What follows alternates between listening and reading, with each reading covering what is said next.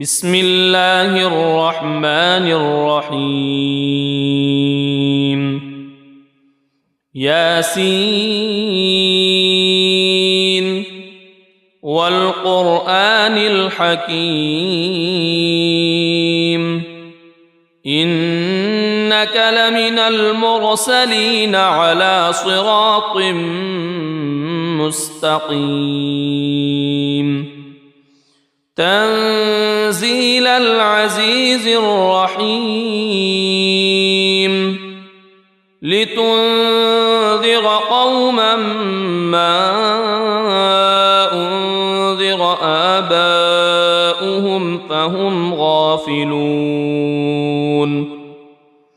لقد حق القول على أكثرهم فهم لا يؤمنون إنا جعلنا في أعناقهم أغلالا فهي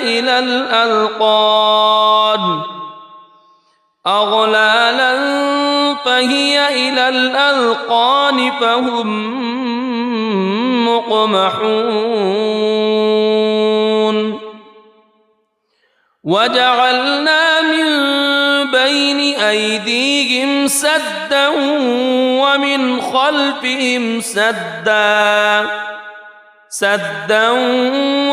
خلفهم سدا فأغشيناهم فهم لا يبصرون وسواء عليهم أأنذرتهم أم لم تنذرهم لا يؤمنون إنما تنذر من اتبع الذكر وخشي الرحمن بالغيب فبشره بمغفرة وأجر كريم إنا نحن نحيي الموتى ونكتب ما قدموا وآثارهم وكل شيء أحصيناه في إمام مبين واضرب لهم مثلا أصحاب القرية إذ جاءها المرسلون إذ أرسلنا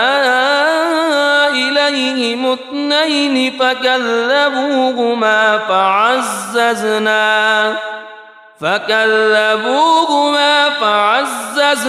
بثالث فقالوا إنا إليكم مرسلون قالوا ما أنتم إلا بشر مثلنا وما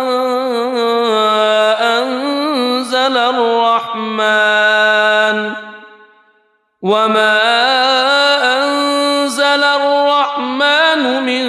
شيء إن أنتم إلا تكذبون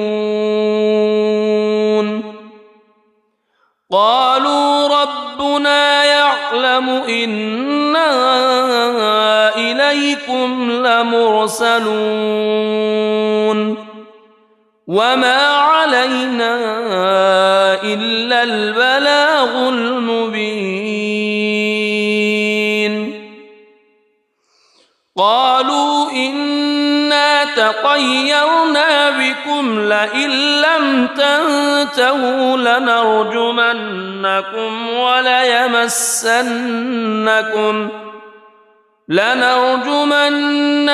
وليمسنكم منا عذاب أليم قالوا طائركم معكم أئن ذكرتم بل أنتم قوم مسرفون وجاء من أقصى المدينة رجل يسعى قال يا قوم اتبعوا المرسلين اتبعوا من لا يسألكم أجرا وهم مهتدون وما لي لا أعبد الذي فطرني وإليه ترجعون أأتخذ من دونه آلهة إن يردني الرحمن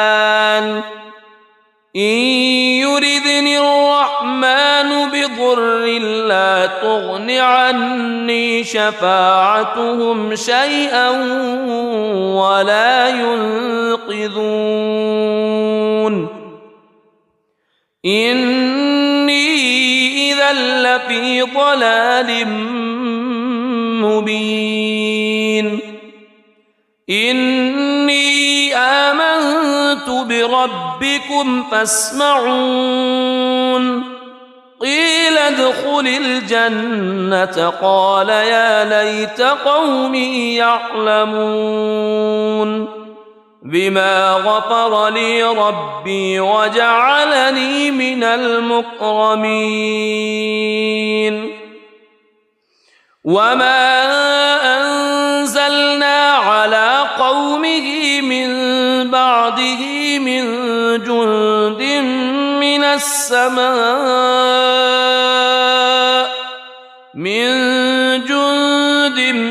من السماء وما كنا منزلين إن كانت إلا صيحة واحدة فإذا هم خامدون يا حسرة على العباد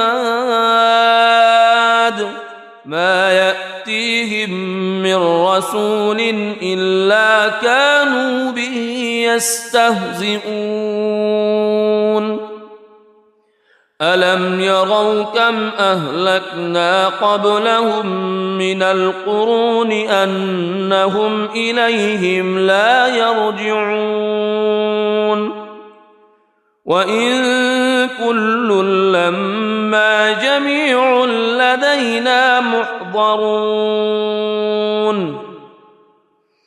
وآية لهم الأرض الميتة أحييناها وأخرجنا منها حبا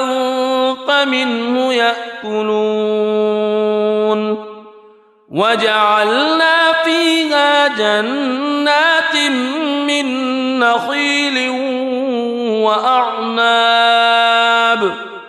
من نخيل وأعناب وفجرنا فيها من العيون ليأكلوا من ثمره وما عملته أيديهم أفلا يشكرون سبحان الذي خلق الأزواج كلها مما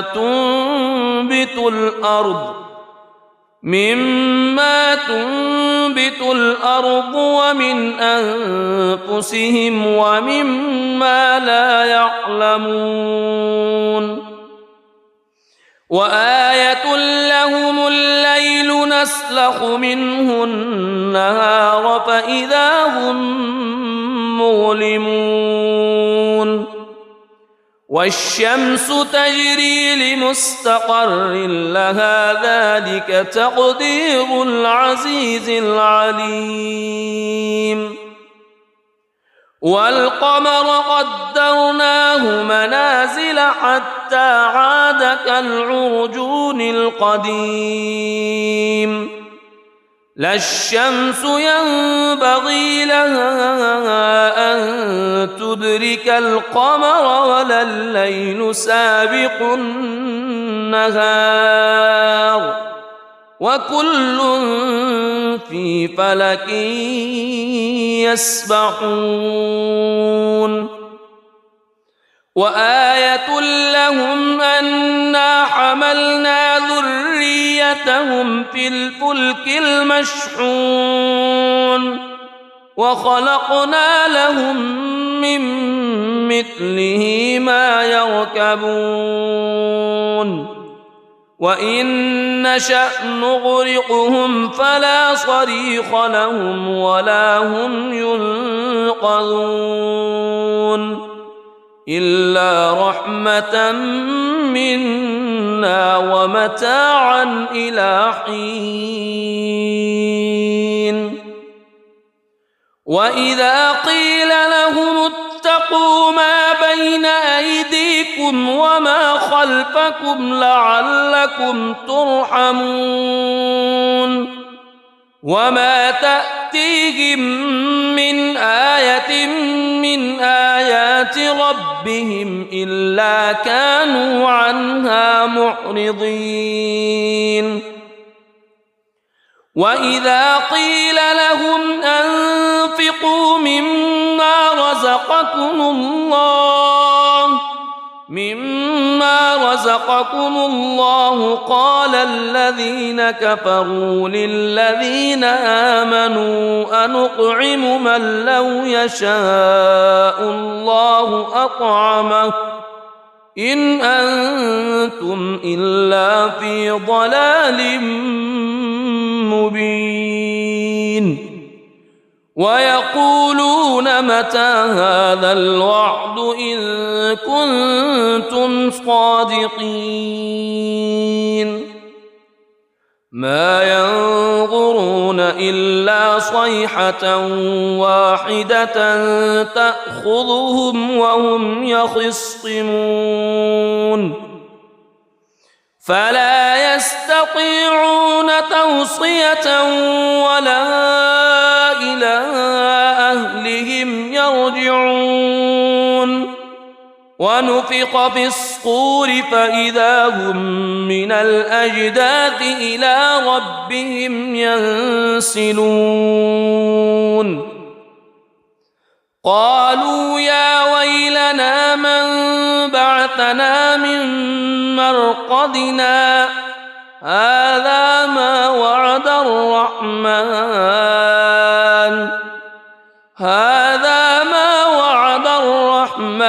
وصدق المرسلون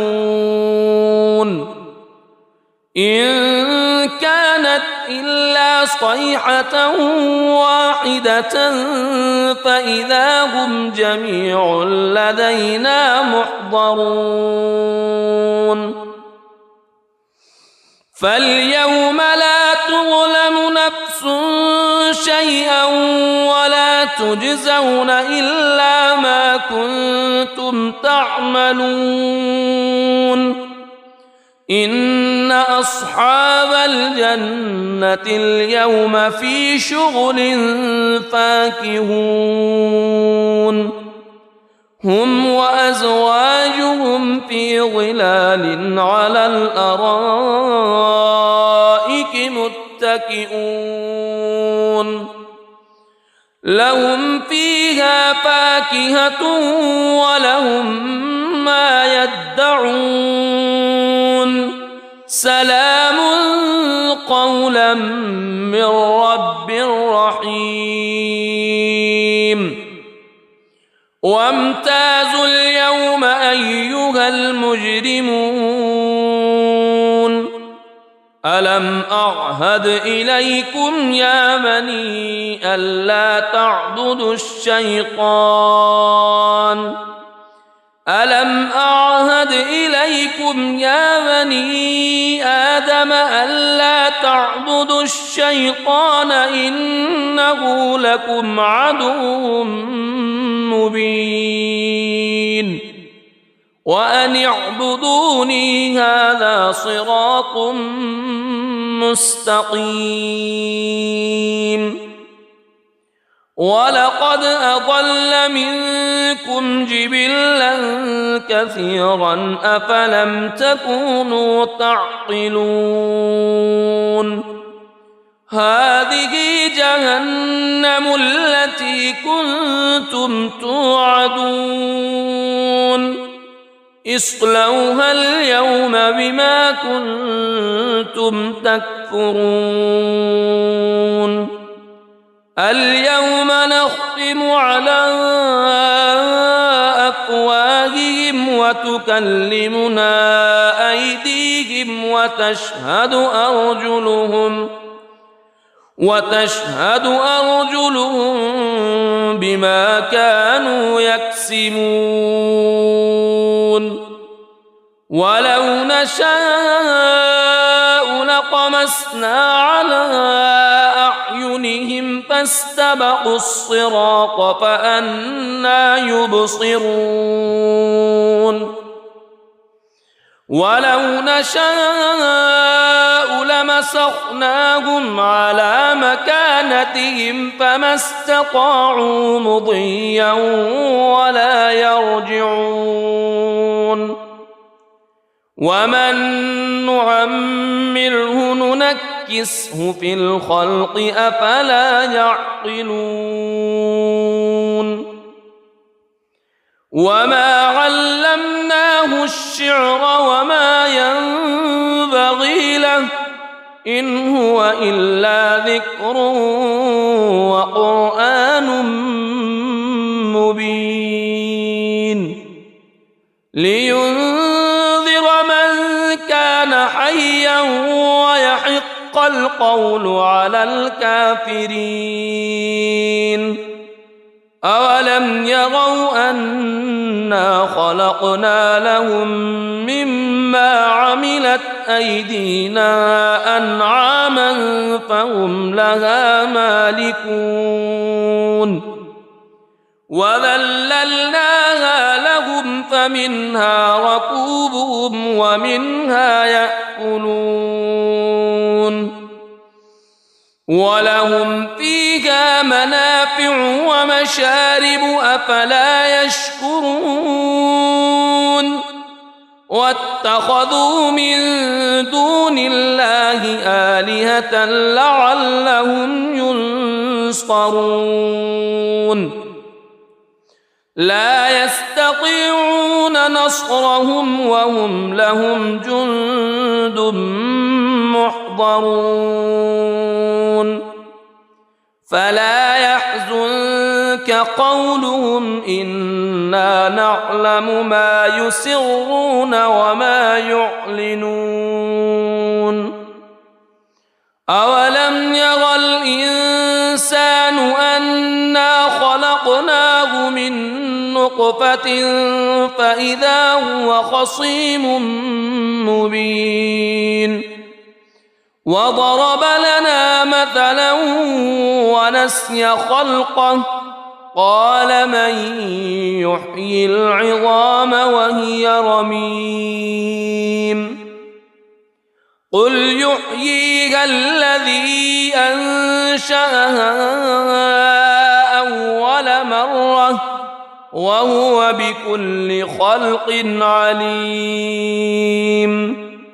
الذي جعل لكم من الشجر الأخضر نارا فإذا أنتم منه توقدون أوليس الذي خلق السماوات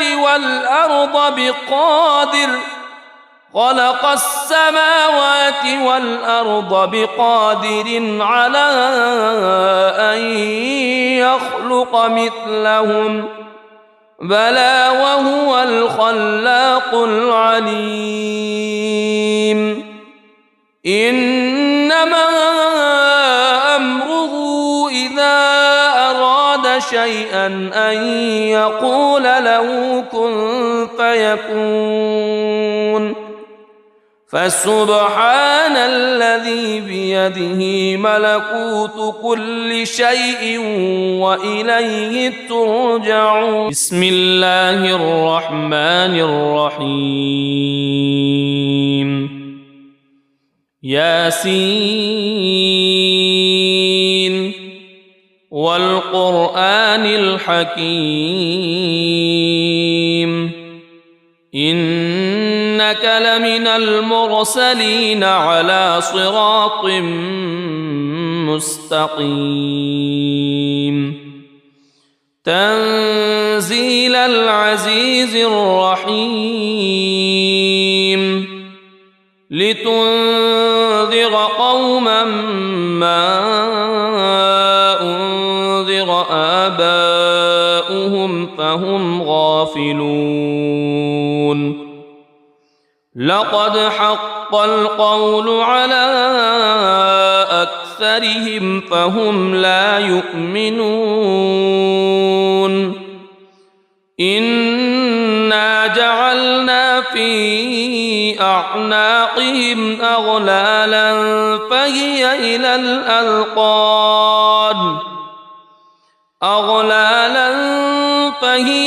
الأذقان فهم مقمحون وجعلنا من بين أيديهم سدا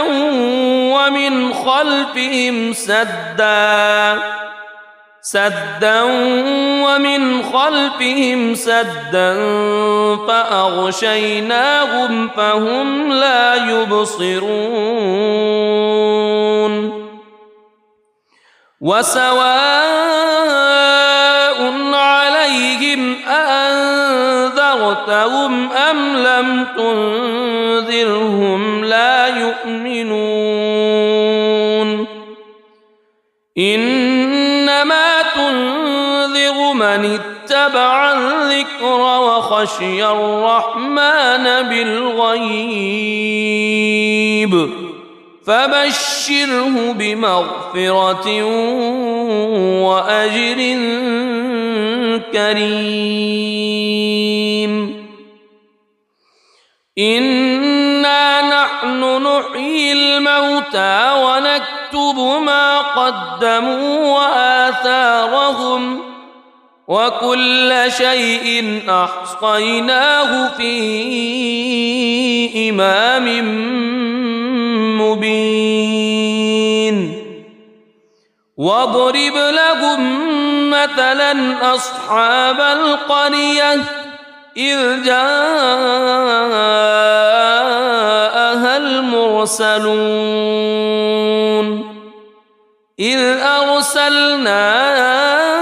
إليهم اثنين فكذبوهما فعززنا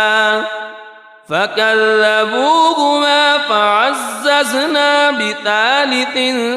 فقالوا إنا إليكم مرسلون قالوا ما أنتم إلا بشر مثلنا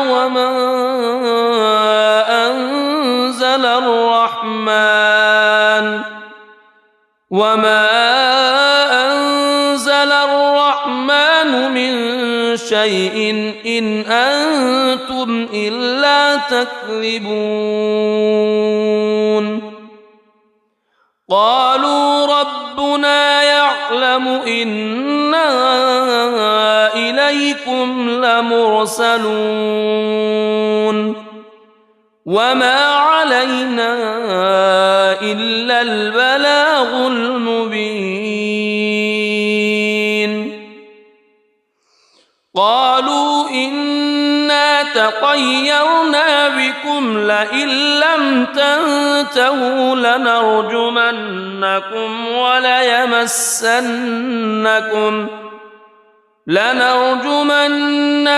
وليمسنكم منا عذاب أليم قالوا طائركم معكم أئن ذكرتم بل أنتم قوم مسرفون وجاء من أقصى المدينة رجل يسعى قال يا قوم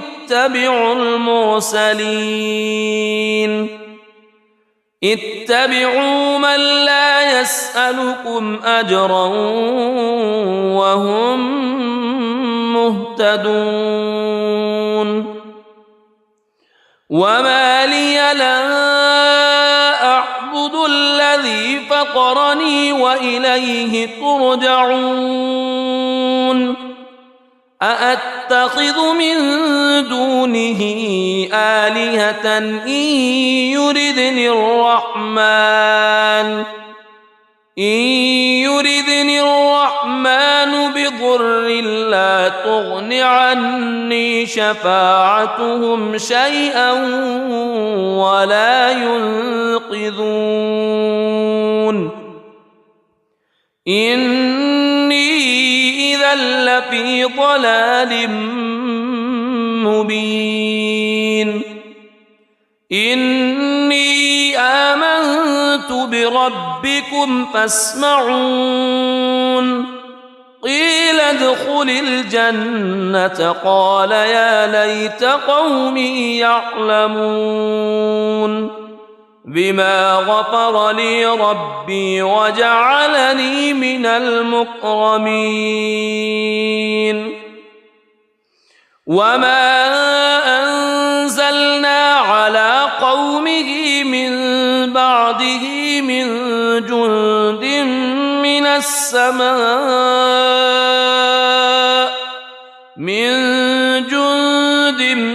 من السماء وما كنا منزلين إن كانت إلا صيحة واحدة فإذا هم خامدون يا حسرة على العباد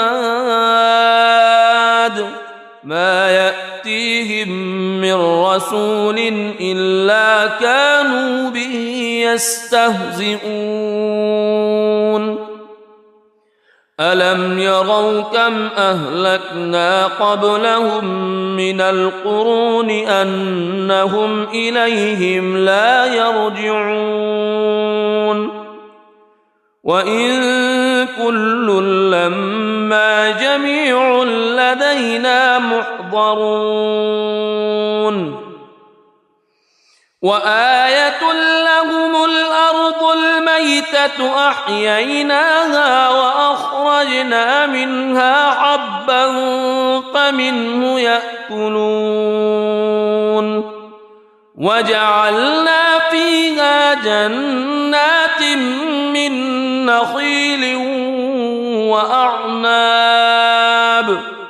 من نخيل وأعناب وفجرنا فيها من العيون ليأكلوا من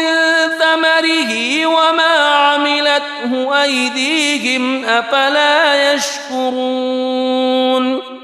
سبحان الذي خلق الأزواج كلها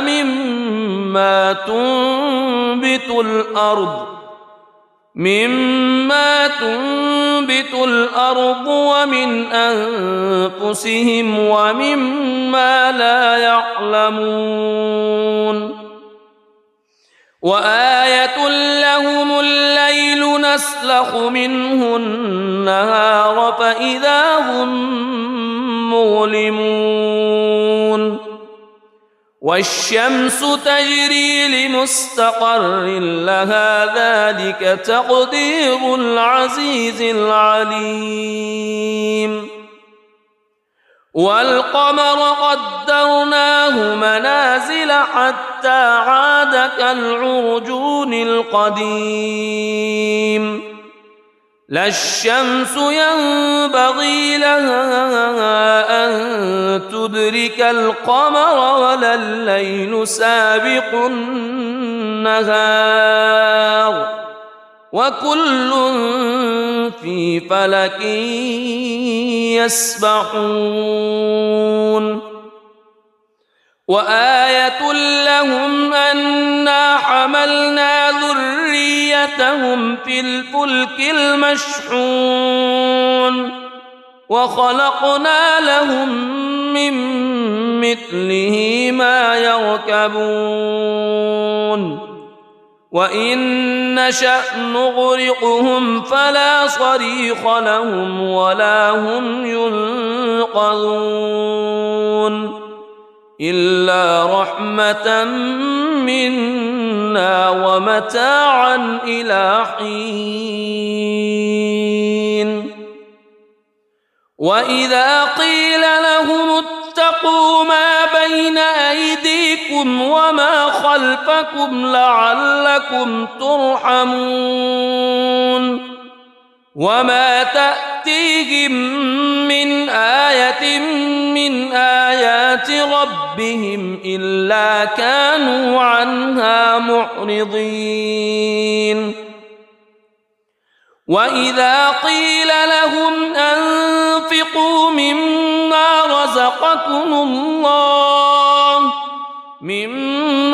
رزقكم الله قال الذين كفروا للذين آمنوا أنطعم من لو يشاء الله أطعمه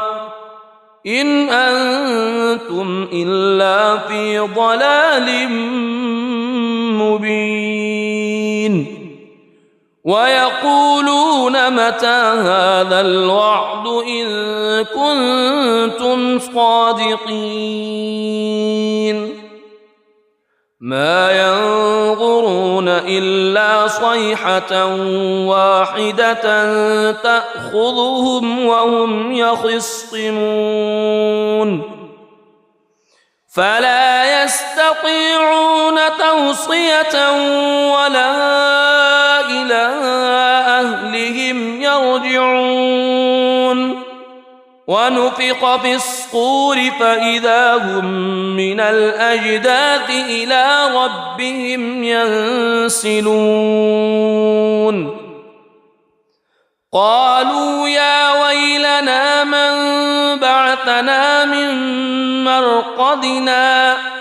هذا ما وعد الرحمن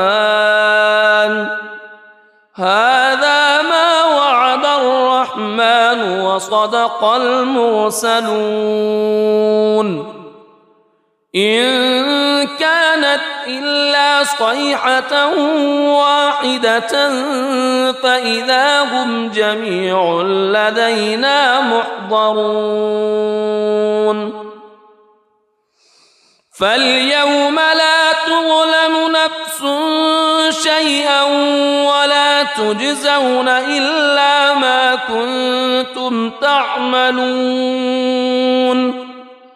إن أصحاب الجنة اليوم في شغل فاكهون هم وأزواجهم في ظلال على الأرائك متكئون لهم فيها فاكهة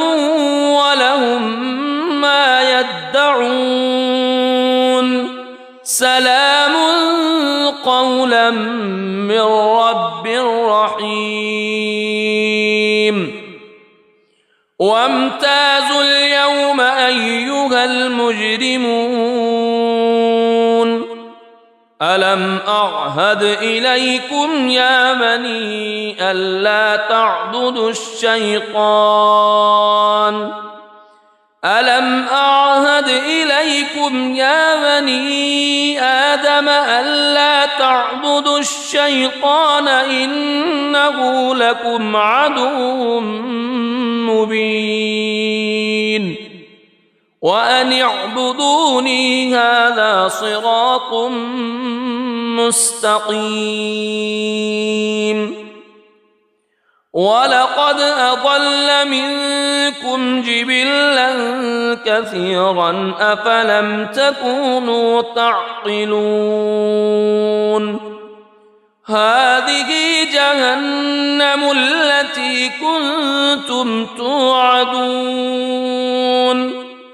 اصلوها اليوم بما كنتم تكفرون اليوم نختم على أفواههم وتكلمنا أيديهم وتشهد أرجلهم بما كانوا يكسبون ولو نشاء لطمسنا على أعينهم فاستبقوا الصراط فأنى يبصرون ولو نشاء لمسخناهم على مكانتهم فما استطاعوا مضيا ولا يرجعون ومن نعمره ننكسه في الخلق أفلا يعقلون وما علمناه الشعر وما ينبغي له إن هو إلا ذكر وقرآن مبين لينذر من كان حيا ويحق القول على الكافرين أولم يروا أنا خلقنا لهم مما عملت أيدينا أنعاما فهم لها مالكون وذللناها لهم فمنها ركوبهم ومنها يأكلون ولهم فيها منافع ومشارب أفلا يشكرون واتخذوا من دون الله آلهة لعلهم ينصرون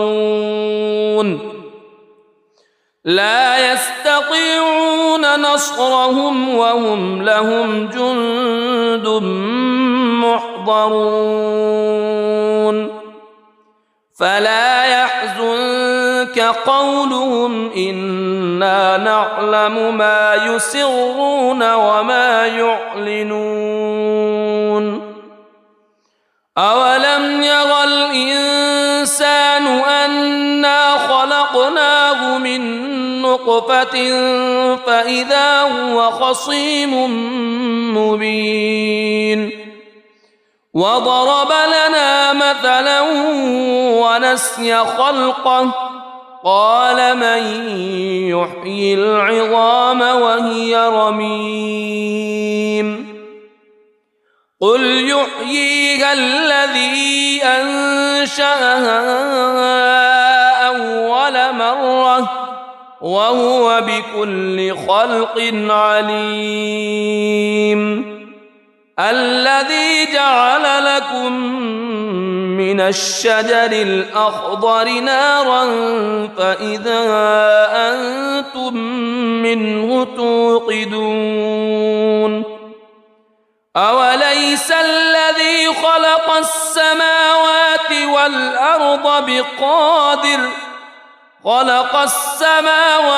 والأرض بقادر على أن يخلق مثلهم بلى وهو الخلاق العليم إنما أمره إذا أراد شيئا أن يقول له كن فيكون